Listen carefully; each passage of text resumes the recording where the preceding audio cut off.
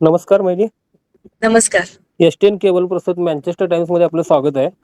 हां, थँक कोल्हापूर जिल्ह्यातील इचलकरंजीचा सुपुत्र डीपी दादा बिग बॉसच्या घरात गेले काही दिवस अत्यंत चांगल्या पद्धतीने खेळत आहेत, त्याबद्दल हां. काय सांगाल?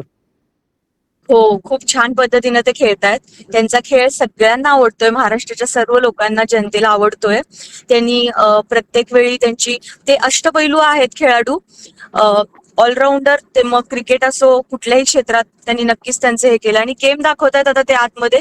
ते इंडिव्हिज्युअली जिथे खेळताना दिसलेत, तिथे त्यांचा खेळ नक्कीच उंचावलाय. मग तो कुठलाही टास्क असो, कॅप्टनशिप टास्क असो, नॉमिनेशन टास्क असो, त्याच्यामध्ये त्यांनी 100% दिलंय आणि त्यांचा गेम उंचावलाय नक्कीच. नक्कीच नक्कीच. हा. बिग बॉसची ट्रॉफी जिंकण्यासाठी प्रेक्षक वर्गाला तुम्ही काय आवाहन कराल? प्रेक्षक वर्गाने आतापर्यंत जो सपोर्ट केला, आतापर्यंत जी साथ दिली आणि इथपर्यंत आणलंय, तर नक्कीच त्यांचं प्रेम आहे सगळ्यांचं आणि असंच प्रेम उत्तरोत्तर वाढू दे.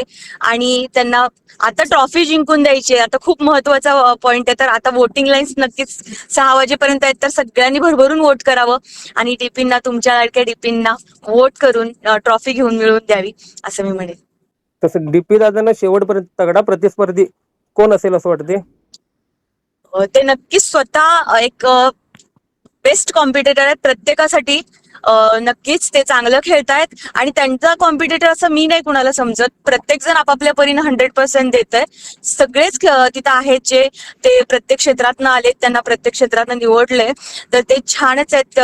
छानच खेळतायत सगळे. तेच छान आहेत माझ्या हिशोबाने, माझ्यासाठी तरी. नक्कीच पुन्हा एकदा डीपी दादांना पुढील वाटचालीस आमच्या मँचेस्टर टाइम्स कडून शुभेच्छा. थँक्यू धन्यवाद. धन्यवाद.